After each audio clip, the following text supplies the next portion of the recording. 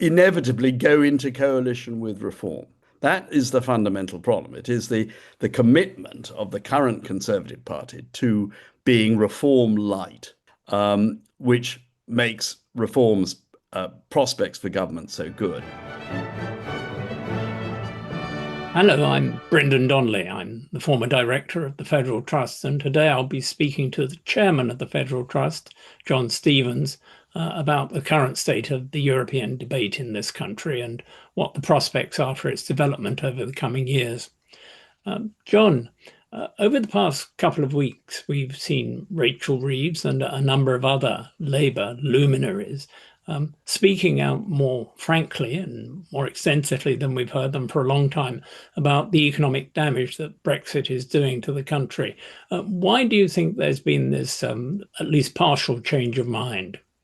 Well, she's obviously trying to prepare the ground for tax rises and needs to explain why the economic circumstances are so challenging that it requires a break of the election pledges which they made with regard to taxation at the time of the general election.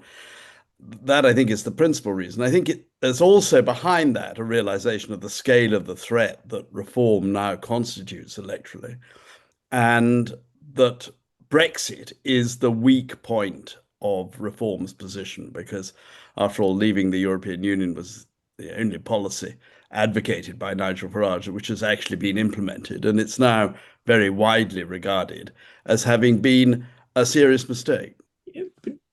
How effective do you think that tactic is going to be? After all, even today, when she was talking about the budget, Rachel Reeves didn't condemn Brexit as a principle. What she said was that it was a hurried and ill-conceived project. Well, this form can come back and say it wasn't carried out the way we wished it was. Blame the Conservatives for that. And wasn't carried out by us. I mean, that's the key argument that Farage is making. He was nowhere near government, and so his hands are clean. But you're absolutely right. I mean, it is grotesque to say that Brexit is the reason why we are in such economic difficulties, and that's why we have to raise taxes. But we're not actually going to do anything about Brexit. We're not going to reverse it. I mean, that is wholly illogical and destroys, in my view, the credibility of the whole operation.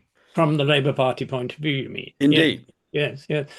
So perhaps it may be that the Labour government are prevented by their own hesitations from making a full frontal attack on reform.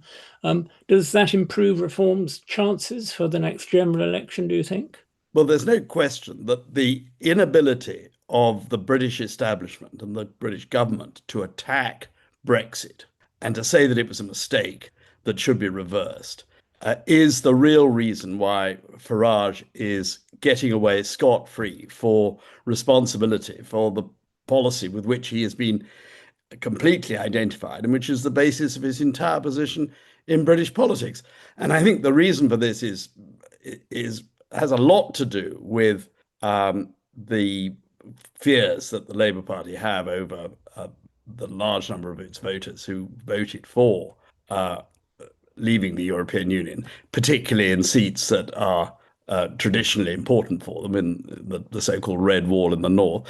But I also think that a dominant factor is the position of the Trump revolution in America and the extreme influence that the United States has over the UK in defense and economically, above all, both areas in which we are extremely vulnerable at the moment. And of course, President Trump and the MAGA movement is extremely hostile towards the European Union. So any suggestion by the British government that we're being in favor of closer connections with the European Union is seen to be problematic. But that doesn't explain why I think other opposition parties, I mean, the Liberal Democrats and the Greens, are so far being relatively cautious. I mean, they're beginning to change their view on this. Obviously, the Conservative Party is absolutely boxed into being committed to Brexit.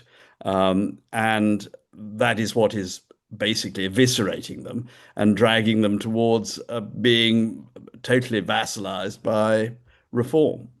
Some people drew the view from the recent by-election in Wales, the Caerphilly by-election, that a front could be constructed against reform by voters who didn't want reform at any price. They point to the number of people who probably weren't in favour of Welsh independence, who voted for Plaid Cymru in order to keep the Reform Party out. Do you think that's the way that the general election is going to pan out, on the assumption, which I don't necessarily share, on the assumption that Reform are something like the position in the polls in three years' time that they are now? Well, this dream of a popular front is a very old one on the left in right across European politics. The problem that you've got there is essentially the fragmented nature of any such uh, front to stop reform, because suggesting that you could cobble together a coalition between moderate Labour Party, the more extreme left-wing positions within the Green Party, and perhaps in any breakaway that Jeremy Corbyn is able to create, and nationalists, particularly Scottish nationalists rather than Welsh ones, because I think what is very striking at the moment in response to Reform's electoral effort in Scotland is the restoration of the credibility of independence as a policy. And we had an opinion poll just recently which showed a surprising lead for independence. This is such a fragmented coalition that, of course, you could imagine a level of revulsion against Farage and against reform, leading to a significant level of tactical voting. But whether it would be sufficient to stop him, I'm very sceptical about, not least because the fundamental problem in British politics is that the current Conservative Party, in all its vassalage, essentially, to reform, will inevitably go into a coalition with reform after the next general election, whatever is said prior to the general election. And that is what gives Farage a dominant position in our politics. It's not merely the current position that he enjoys in the opinion polls, which suggest, or some of them suggest, that he could win an outright majority on his own. It is the fact that the Conservative Party is a zombie army of support for him that will sustain a Farage administration after the next general election. You talked about the importance of what's happening in America for bolstering the support of Farage and reform. Does it work the other way around? If over the next couple of years, economically, politically, even militarily, the United States is clearly shown to be failing under Donald Trump, not necessarily under Donald Trump. There are rumors about his health, about whether he'll survive to the next election. Do you think that can be read across to the United Kingdom as undermining the position of Farage if people look across the Atlantic and see MAGA America as being a terrible warning? Oh, I think it would. There hasn't been a time in our politics, certainly not in recent history, where what happens abroad is so important for our own politics. And whether the MAGA revolution, because that is what it is a revolution in America, counter-revolution perhaps, whether the MAGA experiment is seen to be a success or not, is seen as attractive or not by a significant section of the British electorate, that is going to be absolutely decisive, I agree. And I'm not in a position to make serious predictions about that. I'm not sure anyone is. The problem that one's got, though, is that you don't need a majority of people feeling that America is more attractive than Europe, that we should go down the path of a radical experiment along the lines that MAGA is attempting in the United States. You only need 30 to 35% of people supporting that proposition for that to form a government. I mean, that is the real strength of Farage at the moment, his prospects of becoming prime minister, do reside in our current electoral system. And unless you feel that there's a chance of that being altered, his prospects will remain very good, particularly since he's now clearly attempting to become more respectable economically. I mean, he's attempting to show that he's prudent and the rest. He's attempting to benefit from the undoubted impact that tax rises will have upon former Conservative middle class voters in the south of England, and who will move towards a position of saying, well, Farage is obviously problematic, but we've got to give him a chance. He's better than what we've got at the moment. Anything is worth a punt in order to get us out of the mess we're in.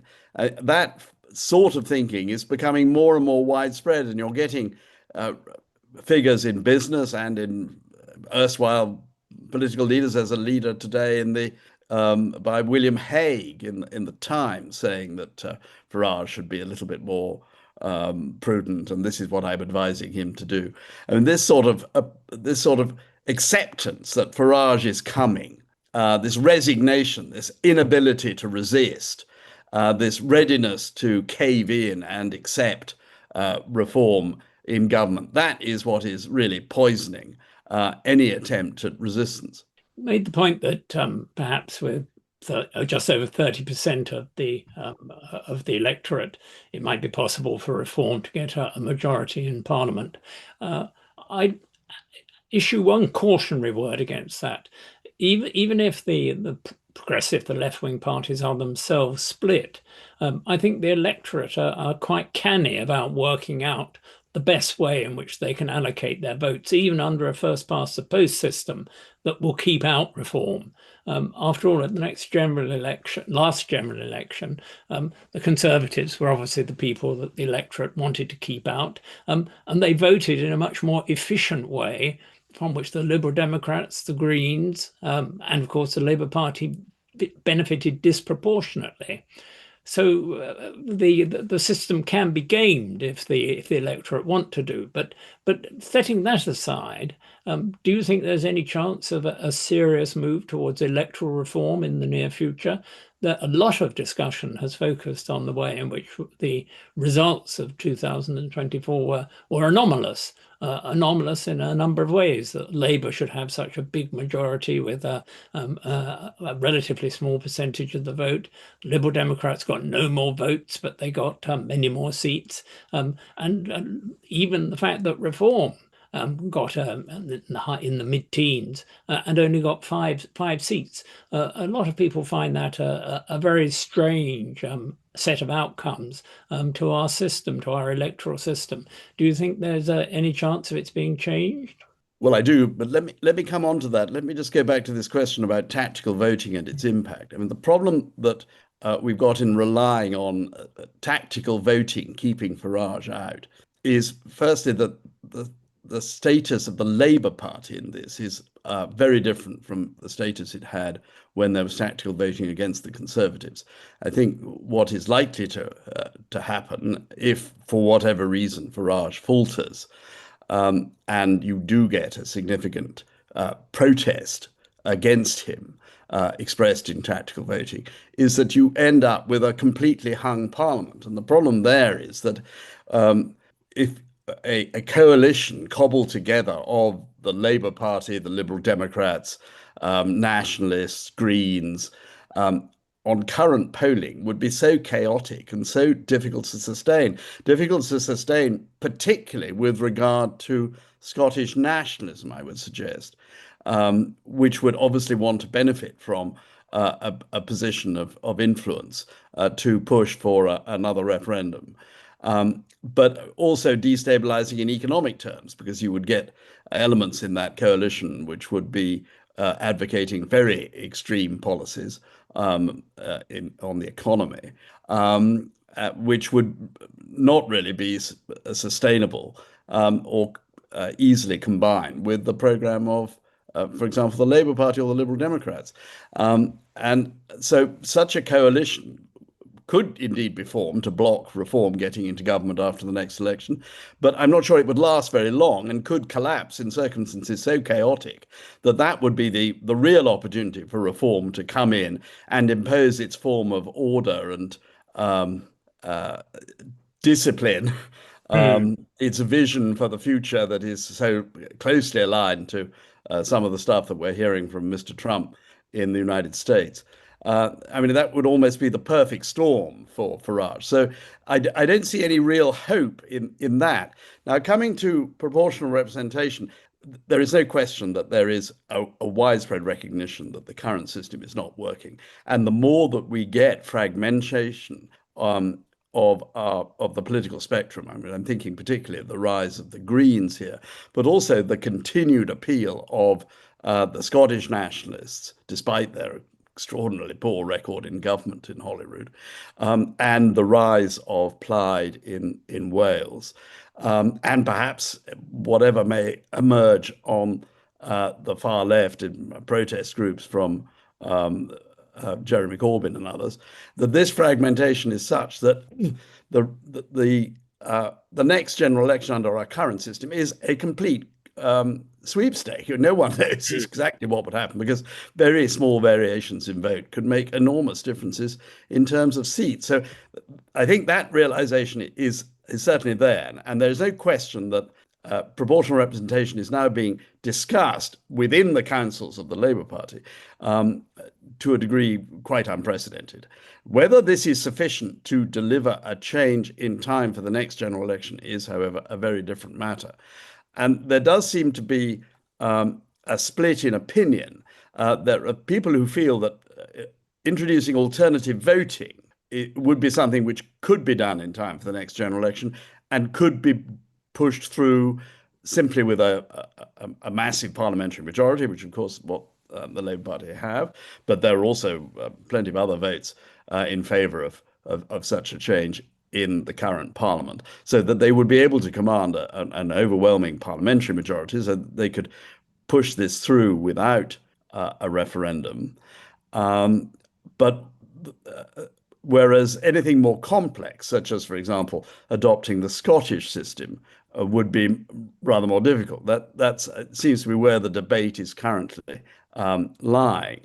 Now, the problem with this is that from the point of view of stopping Farage, is that the key thing to stop Farage is to prevent what I mentioned earlier, which is the almost total certainty that it now prevails that the Conservative Party, whatever number of seats it secures after the next general election, either under PR or under the current system, would inevitably go into coalition with Reform.